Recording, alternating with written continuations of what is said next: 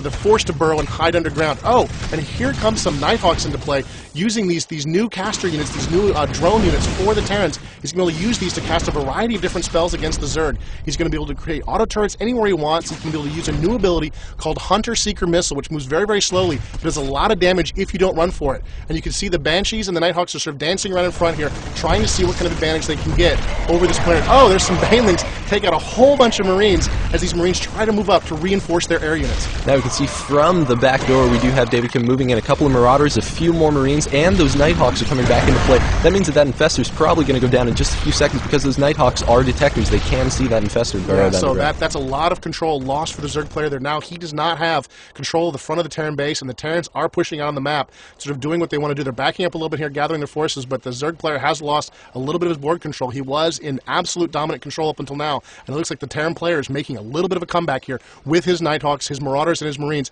pushing out of the board, trying to see what kind of damage he can do against this persistent Zerg player. Now David Kim is moving into the long haul. We can see him building 4 more barracks, bringing them out onto the battlefield. We do see that Matthew Cooper is bringing in these Hydralisks, taking down a few of those Banshees. These Hydralisks are very strong against air units because they do deal 6 bonus damage per spine.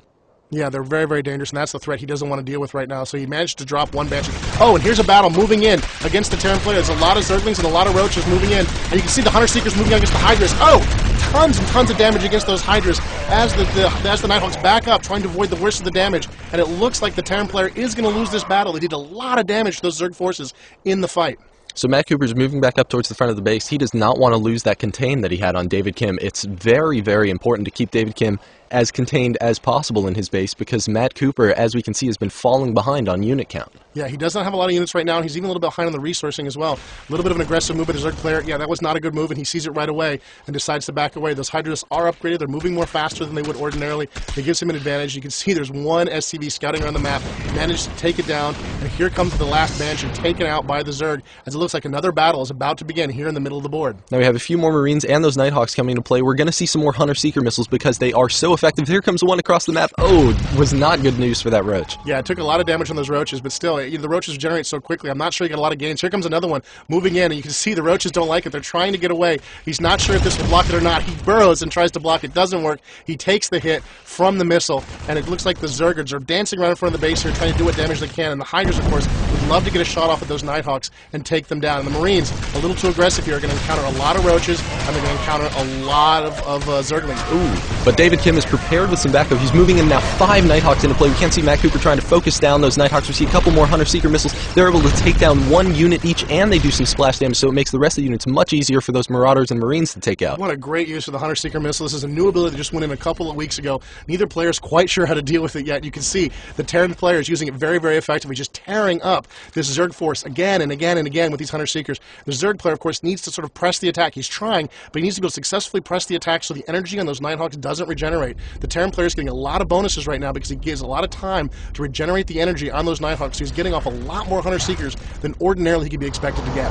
Now the Terran player, using all of that space that Matthew Cooper is giving him, now has a second expansion in addition to having almost double the amount of workers that Matthew Cooper has. And you see the Overlord tried to spread creep there in time to prevent the expansion, but he missed it by a little bit, and the command center does go down. It looks like the Terrans are now on the push, moving up towards the Zerg base here. And here come the Zerg with a lot of Hydralisks and a lot of Roaches trying to tear these guys down. He can put down an auto turret, try to do some additional damage here to the Zerg forces, and the Zerg are backing up a little bit, wait for the Banelings to come in. Here come the Banelings in, moving against those Marines that can do just terrible damage to them. And you can see he's using Micro very effectively, feeding 1 Marine in at a time, slowing them down with auto turrets, really, really trying to stop the worst of the damage of those Marauders. He does a lot of damage to those Banelings.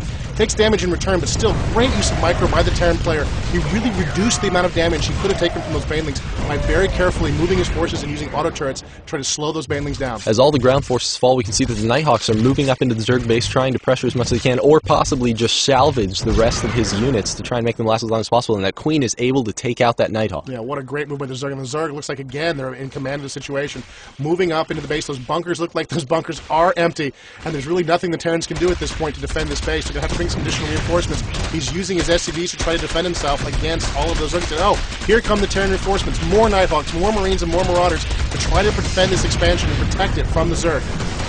Those Hydralisks and those Zerglings are just no match for this force. We see a ton of Nighthawks, we see some Marauders, we see some Marines come in. Those Marines do have their combat shield research, which means that now instead of having only 45 HP, they have 55 HP. This is huge against Hydralisks and Zerglings. Yeah, it's a huge, huge advantage for the Terran players. It really gives the Marine a lot of additional use in the late game to get that upgrade, and you can see the Terran players are back in control against all odds. He's got his Marines, he's got his Marauders, he's got his Nighthawks, he can detect burrowed units with his force, he can deal with just about any threat. Ooh, there are some Banelings trying to morph, but he morphed them a little too far to the front, and they're taking damage before they get a chance to come out of the battlefield. You can see they've all been taken out by those Marauders and those Marines, and the Terrans are pressing into the Zerg base. The Zerg player's backing up, trying to sort of buy himself some time, see what he can do to avoid the worst of this attack, trying to give time for his base defenses to tear up that Terran force. Matt Cooper's trying to use his Hydralisks, his Roaches, his Spine Crawlers to defend his base, but it looks like it's just no match with that combined Nighthawk backup for those Marines and Marauders. We have him moving in. It's looking like Matt Cooper's getting backed up into the corner. Is there anything that he can do to stop this situation? It looks really bad for the Zerg player. He's backing up. He's trying to buy himself time. You can see the Marauders and Marines are just tearing his force, but here come the drones trying to move in, and there's the GG from Matt Cooper. Good game, he says to David Kim, as the Zerg makes his final stand here at his expansion. We saw a great game between these two players, saw a ton of Hunter-Seeker missiles. That's a huge congratulations for David Kim. He just made excellent use of that tech that he now has available. Yeah, and a lot of micro from both players. What a great game of StarCraft 2. Thanks for watching the StarCraft 2 Battle Report.